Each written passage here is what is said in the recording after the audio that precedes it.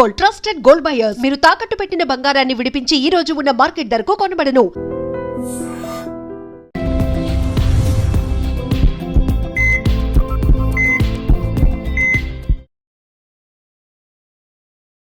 నమస్తే, welcome back to IT media. మన ఆయుర్వేదం ప్రోగ్రామ్కి అందరికీ స్వాగతం.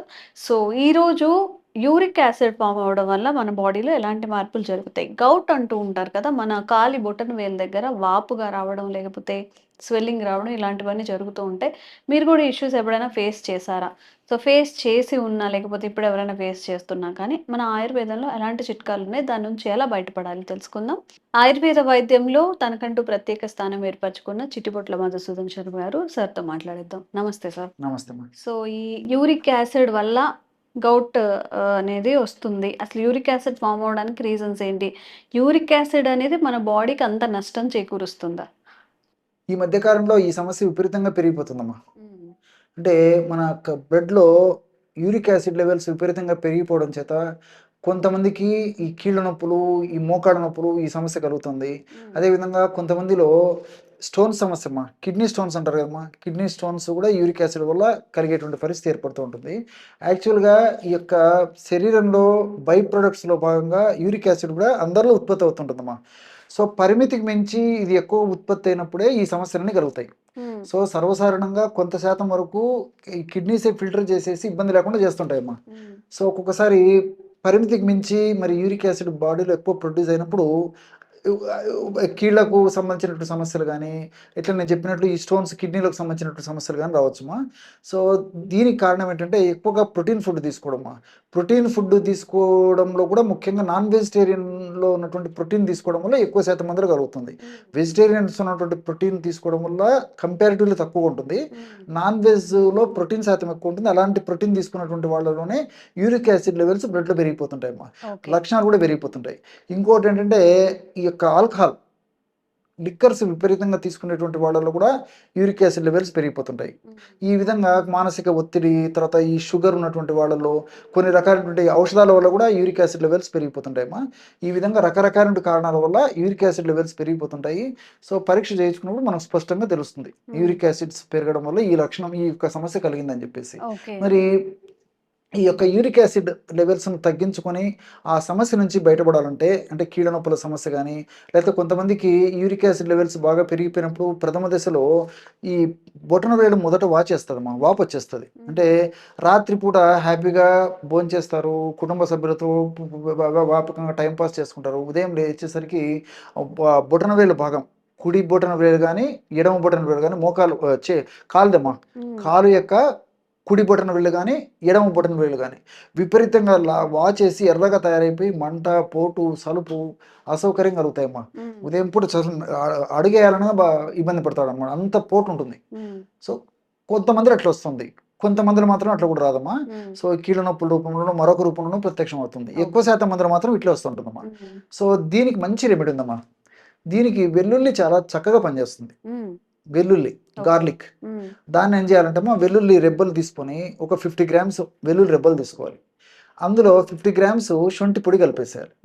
రెంటిని కలిపేసి మిక్సీలో వేసేసి బాగా కలిపేసేయాలి. సో శొంఠి పొడి, వెల్లుల్లి పేస్ట్ రెండు బాగా కలిసిపోవడం వల్ల ఒక జస్ట్ పేస్ట్ లాగా తయారైపోతుంది.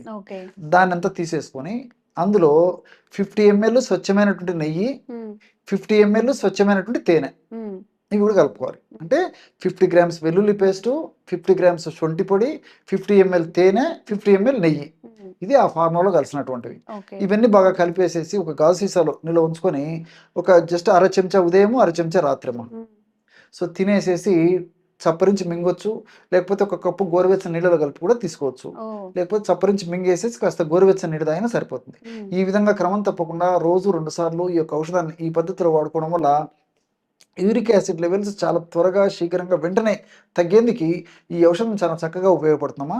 అంతేకాకుండా కొన్నాళ్ల పాటు ఈ యొక్క ఔషధాన్ని వాడి ఆపేసినప్పటికీ ఇందులో ఉన్నటువంటి ఔషధ గుణాలు, అంటే వెల్లుల్లిలో ఉన్నటువంటి ఔషధ గుణాలు, శొంఠిలో ఉన్నటువంటి ఔషధ గుణాలు, తేనెలో ఉన్నటువంటి ఔషధ గుణాలు, అదేవిధంగా నెయ్యిలో ఉన్నటువంటి ఔషధ గుణాలు కూడా సదా మన దేహంలో వాటి యొక్క ప్రభావం ఉంటూ మన దేహాన్ని ఆ యొక్క యూరిక్ యాసిడ్ యొక్క ప్రభావం నుంచి రక్షించేందుకు సదా కాపాడుతుంటాయి కాబట్టి మళ్ళా తరచుగా ఈ యొక్క యూరిక్ యాసిడ్ పెరగకుండా కూడా దీర్ఘకాలం పాటు కూడా ఈ యొక్క ఔషధాలు ప్రభావవంతంగా మన దేహంలో ఉంటూ పనిచేస్తాయమ్మా. సో అసలు యూరిక్ యాసిడ్ రాకుండా మనం అవాయిడ్ చేయాలన్నా ఈ గౌట్ ఫామ్ అయినప్పుడు ఎలాంటి జాగ్రత్తలన్నా తీసుకునేవి ఏవైనా ఉన్నాయి సార్ పర్టికులర్గా? అదే తీసుకొచ్చి చెప్తున్నాం, ప్రోటీన్ ఫుడ్ ముఖ్యంగా నాన్ వెజిటేరియన్ ఫుడ్ తగ్గించుకోవాలమ్మా. అంటే అవాయిడ్ చేస్తే మరీ మంచిదమ్మా. ఓకే, అంటే ఆ టైంలోనా గౌట్ ఫామ్ అయినప్పుడు? లేదమ్మా, అలాంటి వ్యక్తులు ఎంత తగ్గించుకుంటే అంత మంచిది. ఎందుకంటే వాళ్ళ శరీర తత్వం ఎలా ఉంటుంది కాబట్టి. ఓకే. సో దీర్ఘకాలం పాటు ఆపేయడం మంచిదమ్మా. అదేవిధంగా లిక్కర్ సేవించే వాళ్ళు అయితే ఆ లిక్కర్ను కూడా క్రమక్రమంగా దూరం కావడం మంచిది. దీంతో పాటు క్యాబేజీ, తర్వాత క్యాలీఫ్లవరు, తర్వాత ఈ చిక్కుడు, గోరు చిక్కుడు కానీ, బీన్స్ కానీ, ఇవన్నీ ప్రోటీన్ ఎక్కువ ఉన్నటువంటి పదార్థాలమ్మా. ఈ యొక్క ఆహార పదార్థాలు, కూరగాయలు కూడా ఇవి కూడా ఎంత తగ్గించుకొని వాడుకోగలిగితే అంత మంచిదమ్మా. వీటికి తోడు వీళ్ళు ఏం చేయాలంటేమ్మా, వాటర్ ఎక్కువ తీసుకుంటూ ఉండాలమ్మా. యూరిక్ యాసిడ్ టెండెన్సీ ఉన్నటువంటి వాళ్ళు, దేహంలో బ్లడ్లో యూరిక్ యాసిడ్ లెవెల్స్ పెరిగిపోయి ఇబ్బంది పడేటువంటి వాళ్ళు నీళ్ళ వాడకం పెంచుకోవాలి. అట్లే ఆహార పదార్థాల్లో, వంటకాల తయారీలో కూడా అమ్మా చింతపండు బదులు నిమ్మరసం వాడుకోవాలమ్మా. సో ఈ నిమ్మరసంలో ఉన్నటువంటి కొన్ని యాసిడ్స్, తర్వాత కొన్ని ఇతర రసాయన పదార్థాలు కూడా యూరిక్ యాసిడ్ని తగ్గించేందుకు చక్కగా ఉపయోగపడతాయమ్మా. సో నిమ్మరసము వీళ్ళు తీసుకునేటువంటి దైనందిన జీవితంలో తీసుకునేటువంటి ఆహార పదార్థాలు ఎక్కువ వాడుకోవాలమ్మా, ఈ చింతపులుపు బదులు. అట్లా ఇప్పుడు రసం చేసుకుంటారమ్మా, రసంలో ఇంకా నిమ్మకాయ రసం పిండుకోవచ్చు. అదేవిధంగా పప్పు ఇలాంటివి చేసుకున్నప్పుడు కూడా నిమ్మరసం పిండుకోవచ్చు. లేకపోతే ఈ మజ్జిగ ఇవి తాగినప్పుడు కూడా కాస్త నిమ్మరసం పిండుకొని తాగొచ్చు. ఇలాగా నిమ్మరసము వాడుక ఎక్కువ చేసుకోవడం వల్ల కూడా ఈ యొక్క యూరిక్ యాసిడ్ సమస్య ఉన్నటువంటి వాళ్ళకు చాలా మేలు జరుగుతుంది. అంతేకాకుండా ఈ పద్ధతిలో ఆహారపరమైన జాగ్రత్తలు తీసుకోవడం వల్ల ఆధునిక ఔషధాలు, యూరిక్ యాసిడ్కు వాడేటువంటి ఔషధాల యొక్క డోసును బాగా తగ్గించుకోవచ్చమ్మా. వాటి వల్ల వచ్చేటువంటి సైడ్ ఎఫెక్ట్స్ కూడా తగ్గించుకోవడానికి ఇలాంటి చిన్న చిన్న జాగ్రత్తలు, ముఖ్యంగా ఈ నిమ్మరసం ఇలాంటివి తీసుకోవడం వల్ల చాలా ప్రభావవంతంగా పనిచేసే దానికి అవకాశం ఉంటుంటుంది. కాబట్టి వాళ్ళు జీవన సరళి మార్చుకోవాల్సినటువంటి అవసరం ఉంటుంటుందమ్మా. దీనికి తోడు మరి యూరిక్ యాసిడ్ యొక్క సమస్య తగ్గేందుకు మనకి మార్కెట్లో కూడా చాలా చాలా మంచి మెడిసిన్స్ దొరుకుతాయమ్మా. దీనికి సంబంధించి గోక్షూరాది గుగ్గులు అని చెప్పేసి ఒక ఔషధం దొరుకుతుంది. గోక్షూరాది గుగ్గులు అనేది ఒక మెడిసినల్ ప్లాంట్ అమ్మా. దాని పేరు గుగ్గులు, గోక్షూరాది గుగ్గులు. పల్లేరుకాయలతో తయారు చేస్తారమ్మా. గుగ్గులు పల్లేరుకాయలతో తయారు చేసినటువంటి మాత్రలు దొరుకుతాయి. ఆ టాబ్లెట్స్ రోజు ఉదయం ఒకటి రాత్రి ఒకటి ఆ గోక్షాది గుగ్గులు అనేటువంటి టాబ్లెట్ మింగేసి అనుపానంగా పునర్నవారిష్ట పునర్నవి ఆకుతో చేస్తారు. ఎగ్జాక్ట్లీ గలిజేరు అంటారమ్మా. ఆ గలిజేరుతో తయారు చేస్తారు. అది కూడా ఈ యొక్క యూరిక్ యాసిడ్ తగ్గించేందుకు చాలా చక్కగా పనిచేస్తుంది. సో పునర్నవారిష్ట అనేటువంటి ఔషధం కూడా మనకు మార్కెట్లో దొరుకుతుంది. ఆ 10 ml లిక్విడ్, 10 ml నీరు రెండు కలిపేసేసి ఒక మాత్ర గోక్షూరాది గుగ్గులు అనేటువంటి ఒక మాత్ర మింగేసేసి ఈ యొక్క లిక్విడ్ సేవిస్తే సరిపోతుంది. కాబట్టి సమస్య తీవ్రంగా ఉంటే వెల్లుల్లితో తయారు చేసినటువంటి ఔషధం తోడు ఇది కూడా వాడుకోవచ్చు. సమస్య కొద్దిగా ఉంటే కేవలము నేను చెప్పినట్లే ఈ వెల్లుల్లి, శొంఠి, తేనె, నెయ్యి కలిపినటువంటి ఔషధం వాడుకున్నా సరిపోతుంది. ఓకే.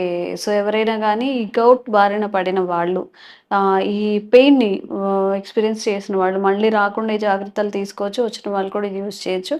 తప్పకుండా యూజ్ చేయండి. ఎలా అనిపించిందో కామెంట్ చేయండి. Thank you sir. నమస్తే. Sir, one life lesson what medicine has taught you. Whatever you can do without expecting. But I really believe మన పాజిటివ్ యాటిట్యూడ్ ఉంటేనే మనం ఏదైనా సాధించగలం. గట్ని మనం కరెక్ట్గా డీల్ చేసినట్లయితే అది మనకి పాజిటివ్ హార్మోన్స్ని రిలీజ్ చేస్తుంది. షుగర్ వచ్చిన వాళ్ళ పరిస్థితి ఏంటి? పొట్ట దగ్గర పెరిగితే దాన్ని ఆండ్రాయిడ్ అంటారు. ఆండ్రాయిడ్ ఫోన్ కదా. అసలు థాట్స్ ఎందుకు వస్తాయి? బ్రెయిన్ డెడ్ అంటే దానికి ప్రపంచం అంతా కూడా కొన్ని నిర్దిష్టమైనటువంటి లక్షణాలు. మానసికంగా ధైర్యంగా ఉంటే క్యాన్సర్ జయించవచ్చు. You are a doctor for a cause, sir. అంతే. వాళ్ళకు వచ్చిన ఆదాయం కాకుండా ఫ్రీ సర్వీస్ ఎంతమందికో చేస్తారు.